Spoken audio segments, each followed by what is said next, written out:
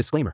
The views and opinions expressed in this podcast are those of the host and guests and do not necessarily reflect the official policy or position of any organization, association, or institution. This podcast is intended for informational and entertainment purposes only. Disclaimer, इस podcast में व्यक्त किए गए विचार host और मेहमानों के व्यक्तिगत हैं। इसका उद्देश्य केवल जानकारी और मनोरंजन है। ये किसी भी संस्था या संगठन की आधिकारिक राय नहीं दर्शाता।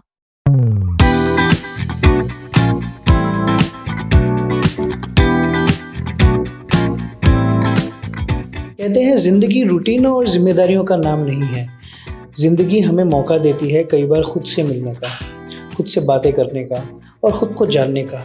और जो लोग इस चीज़ को कर पाते हैं वो लोग ज़िंदगी में एक इतिहास लिख देते हैं। हे ऑल अमेजिंग पीपल, कैसे हैं आप सब? This is Rahul Verma and welcome to a great episode of our podcast. So आज हमारे साथ हमारी गेस्ट हैं नेहा गुप्ता, जो कि एक प्राउड हाउसवाइफ है, JCI मेंबर, LO प्रेसिडेंट और 2 बच्चों की माँ। Neha, welcome to our podcast. Thank you. कैसा लग रहा है आपको आज? I'm little nervous, okay but much confident. Okay The description you have given about me, it's really मतलब सुन के मेरे को खुद को बहुत अच्छा लगा. Being a mother of 2 हाँ और being a LO president of JCI Guwahati Hunar, मतलब I'm feeling very much confident about this. थोड़ी nervous भी हूँ, mixed emotions भी हैं. Everything I have. सो आज सुबह जब आप नींद से उठी, नॉर्मली हम देखते हैं कि फीमेल्स जब सुबह उठती हैं तो ऐसे हमें पिक्चरों में दिखाया जाता है कि वो अंगड़ाई लेती हुई उठती है और ऐसा लगता है कि सूरज उनके लिए ही निकला है, बाकी तो दुनिया में अंधेरा ही है। तो आज जब आप सुबह उठी तो आपने क्या सोचा कि मतलब कैसी फील आई? एक मतलब होता है ना कि कई बार हम मॉर्निंग में उठते हैं और हमें कुछ स्पेशल काम करना है। This interview is very special. मतलब तो क्या आपके दिमाग में चल रहा था? एग्जैक्टली मतलब आज जैसे पता था कि आज मेरा इंटरव्यू है या पॉडकास्ट वी आर डूइंग, तो मेरे को मेरे सारे काम मैनेज करने थे घर पे भी। तो आई वेक अप लिटिल अर्ली, तो मैंने जल्दी अपने घर के सारे काम ख़त्म किए। फिर आई मतलब like went on some preparations कि मुझे आज ये बोलना है, थोड़ा सा ये प्रिपेयर करना है। I do that only. Okay, तो ये आपकी डेली रूटीन से अलग था या मतलब नॉर्मली यही होता है? मतलब normally I wake up early, तो आज बस और आधा घंटा पहले, दैट्स इट। आधा घंटा पहले उठ गया। सो नेहा, लेट्स स्टार्ट। मेरा पहला सवाल तो मैं ये जानना चाहूँगा आपसे कि आज नेहा गुप्ता को लोग एक कॉन्फिडेंट लीडर के रूप में देखते हैं, एक अच्छी मॉम के रूप में देखते हैं, खूबसूरत वाइफ के रूप में देखते हैं और बहुत सारी चीज़ें हैं। तो अगर हम कुछ साल पहले जाएं तो इस ट्रांसफॉर्मेशन जर्नी की शुरुआत कैसे हुई? क्या आपके दिमाग में आया और क्यों, वाई, किस लिए? लाइक बहुत साल पहले की बात नहीं करते हैं, 2017 की ही बात करते हैं। 2017 में मैं बहुत मतलब चुलबुली टाइप्स बोलते हैं ना, किड टाइप, और मेरा बहुत लिमिटेड संसार था, a family and a friends, no social gathering. और मैंने कभी सोचा भी नहीं था कि मैं कोई ऑर्गेनाइजेशन से जुड़ूंगी या किसी का पार्ट भी बनूंगी। बट ऑल ऑफ सडन मतलब आई डायग्नोज विद अ प्रॉब्लम, मतलब PCOD। तो मेरे को डॉक्टर ने बोला कि मतलब you need to change your lifestyle. That is a turning point for my life. I transform myself. फिर उसके बाद मैंने एक संस्था ज्वाइन की अपने खुद को ग्रूम करने के लिए। मेरे पास बहुत सारे मतलब कुछ फियर्स थे। I want to change myself. मैं अपनी पर्सनैलिटी को ग्रूम करना चाहती थी।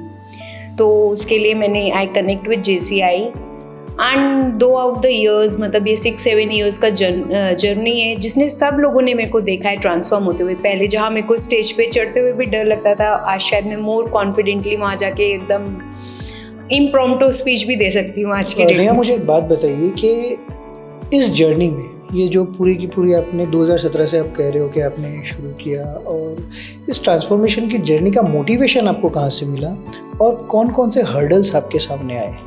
मतलब 2017 में जैसे मैंने आपको बताया मेरे को PCOD हो गया था। तो डॉक्टर सेड मी कि यू हैव टू मतलब चेंज योर लाइफ स्टाइल, वरना इस प्रॉब्लम का कोई क्योर नहीं है। मतलब आप कितना भी मेडिसिन खाओ, कुछ असर नहीं होगा। तो I started doing gym. But मेरा मतलब जैसे जैसे मैंने जिम किया तो एक जुनून होता है, एक पैशन होता है, सीइंग माय रिजल्ट्स। तो वहाँ से मेरे को एक मतलब पैशन मिलता रहा कि नहीं, मुझे फिट होना है, मुझे पतला होना है। तो एक सबसे बड़ा मेरे लिए ये था। और बीइंग अ वेरी फूडी, मतलब आई लव फूड। मैं इस सवाल पे आने वाला था। I love food. तो मेरे लिए सबसे बड़ा चैलेंज यही था कि अपना मुंह को कंट्रोल करना। As we all know 70% diet matters. तो मेरे लिए सबसे बड़ा चैलेंज ही यही था कि how I can control my diet, कि मैं खाना कैसे छोड़ूं जो मेरे को इतना अच्छा लगता है, आलू पराठा। और हाँ एग्जैक्टली, मैं बोलने वाला था, बीइंग इन मारवाड़ी फैमिली, तो हम लोग खाने पीने के बहुत ज़्यादा शौकीन होते हैं। खाना पीना मतलब हमारी शुरुआत होती है पराठों से और ख़त्म हैवी नान से होती है। यस। तो इन सब चीज़ों के बीच में कितना डिफ़िकल्ट रहा कि खाने पे कंट्रोल करना, बिकॉज खाना एक ऐसी चीज़ है ना जो कि आपका जितना भी झगड़ा हो कुछ भी हो, बट फूड इज़ समथिंग के मुझे तो ये चाहिए। हाँ, और पता है आपको सबसे बड़ा, मैं एक इमोशनल ईटर हूँ। मेरे को गुस्सा आने से ना I heat a lot. Exactly, females में होता है ये। तो ये एक है कि मतलब आई एम इमोशनल ईटर। तो बट मेरे को करना था, मेरे को मेरा डिजीज़ क्योर करना था, मेरे को एक पैशन भी था, मतलब हैविंग माई मतलब जुनून जो भी बोल के उसको मुझे कम करना है, मेरे को मेरा वेट कम करना है। और बीइंग फ्रॉम 98 to 63 ये बहुत ज़्यादा है। ये it's good achievement. And being stick to my results, मतलब वो एक बहुत बड़ा अचीवमेंट है। मतलब कम करना इज ईजी, वो मेरे लिए 4-5 मंथ्स का था कि मतलब वेट कम करना है, वो मैंने 4-5 मंथ्स में कर लिया। But sticking to my results maintain करना बहुत मुश्किल था। बट हाँ, ऐसा नहीं है कि मैं बॉइल्ड फूड खाती हूँ। I use to make it interesting, but हाँ थोड़ा portion control and all I do. तो को क्या खाना पसंद है, पति का दिमाग या आलू के पराठे? आलू के पराठे। बट नहीं, आपने बोला ना कि इमोशनल ईटर, तो इमोशन में आप पति का दिमाग भी खा सकते हो। ना, आई डोंट ईट इट। ऐसा नहीं है बिल्कुल भी। जब मेरे को अगर मैं इमोशनल, मतलब I like to eat sweets. Okay that time I love to eat sweets. Okay, तो और एक चीज़ इसमें मेरे को बताइए कि आपकी लव मैरिज थी या अरेंज मैरिज थी? अरेंज मैरिज थी। अरेंज मैरिज करने का मतलब रिजल्ट अच्छा होता है या बहुत अच्छा होता है? मैं जानना चाहता हूँ एक्चुअली। वेडिंग्स के बारे में जानने में मुझे बड़ा मजा आता है। बहुत अच्छा था result. He is very supportive. You have seen मी। मेरे घर पे तो सपोर्ट किया, बट JCI में भी मेरा 100% मतलब सपोर्ट दिया था। Everywhere he is present. Great. तो JCI की बात आई है तो मुझे एक बात बताइए कि आप किस तरीके से एक JCI जर्नी में आप जुड़े, और एक मेंबर से लेके एक एलो प्रेसिडेंट तक आपने कहा कि 7 साल आपको लगे। तो इस जर्नी में क्या क्या चीज़ें आपको सीखने मिली, क्या क्या हर्डल्स आए? इमोशनल ब्रेकडाउन ऑफ 100% हुआ है, because I am also JC member, और साल के अंत तक ऐसा गंदा इमोशनल ब्रेकडाउन हो जाता है, ऐसा लगता है कि बस आपकी गर्लफ्रेंड आपको छोड़ के चली गई। और उसके बाद में जब साल शुरू होता है तो कोई ना कोई आके ऐसा मोटिवेट कर देता है, हमें लगता है यही जिंदगी है। ये मेरे साथ होता है। तो मैं आपके साथ जानना चाहता हूँ कि क्या क्या चीज़ें रही, और JCI की जर्नी के बारे में थोड़ा बताइए। 2018 में मैंने एज अ मेंबर ज्वाइन किया था, and from being a member to LO president, मतलब मेरी तो ट्रांसफॉर्मेशन जर्नी शायद सबने देखी भी है और अप्रिशिएट भी की है 100%। And even you have seen me also, कि जहाँ मेरे को एक बार माइक पकड़ने में भी डर लगता था, और आज we are doing an interview with you, तो it's a great thing for me. And सबसे पहले मेरा एक स्टेज पे बहुत कम हुआ, मेरे को ना स्टेज पे जाने में भी डर लगता था। तो आज बहुत confidently I am taking award and being there, dancing there, तो मेरे लिए बहुत अच्छी बात है। सबसे ज़्यादा मेरी कम्युनिकेशन स्किल्स इंप्रूव हुई है। पहले ना मेरे को कोई बात बोलने के लिए ना I have to prepare 2 days before कि मुझे ये बात कल बोलनी है, या ये बात कल मम्मा को बोलनी है, या किसी को बोलनी है, तो how I present. But now मेरे को बात अपनी सिंपल एंड शॉर्ट में कैसे बोलनी है ना, मैंने JCI से बहुत अच्छे से सीखा है। ओके।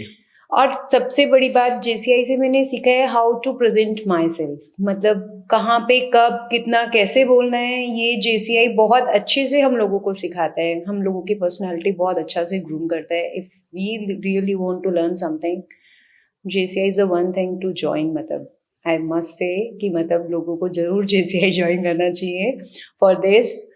और हाँ, इमोशनल बैकग्राउंड आपने बोला, रियलिटी ये बात सच है कि बहुत होता है कि समटाइम्स इतना प्रेशर आ जाता है, ऐसे लगता है कि आज खत्म, बस अब नहीं करना है, अब नहीं करना है, होता है। But how to get out from that pressure, ये भी एक लर्निंग है कि आप कैसे उस प्रेशर से निकलते हो, उसको कैसे हैंडल करते हो। और सबसे बड़ी बात ना, मेरे जो पास्ट प्रेसिडेंट्स थे दे आर वेरी सपोर्टिव। तो जहाँ पे भी मैं कोई प्रेशर में फंसती थी तो I call my presidents and get out the things sorted. Okay, इन 7 सालों की जर्नी में आपने पास्ट प्रेसिडेंट्स की बात की, who is your favourite? See, Amit Patni bhai is my favorite. Rajesh bhai is also. But all of are my favorite. नहीं, diplomatic answer नहीं, एक जवाब दो. सीधी सी बात है, मैं विजय को पसंद करता है, like दीपक को पसंद करता है. दीपक भैया is very good. तो मतलब मैंने दीपक भैया से एक चीज सीखा, how to be perfectionist. How to be manipulative. Perfectionist number 1. मेरे लिए तो दीपक भैया से मैनिपुलेटिव है वो यही सीखा इंसान. है. अमित पाटनी भैया, राजेश भैया, मतलब these two are. राजेश भैया is good. Let's do one thing, एक जन को हम कॉल लगाते हैं. अमित पाटनी भैया. अमित पाटनी, सेफ. अच्छा दीपक जी, क्या खबर आपकी? नहीं, सुनो 5 चीजें नेहा आप मुझे बताओ जिसने आपकी लाइफ को बहुत बढ़िया से चेंज किया है. To be मतलब overcome your fears. तो I overcome my stage fear over here. And सबसे 5th and the most important, personality grooming. मतलब आपको अपने आप को कितना कैसे प्रेजेंट करना है और कहाँ मतलब कितनी बात बोलनी है, जैसे बखूबी सिखाता है मतलब ये सब चीज़ें. मोस्ट इम्पॉर्टेंट, सबसे important is like personal grooming. सही बात है. और ये पर्सनली और मेरे ख्याल से जैसे ही दोनों में बहुत अच्छा काम करता है. हाँ ऑब्वियसली, मतलब अगर मैं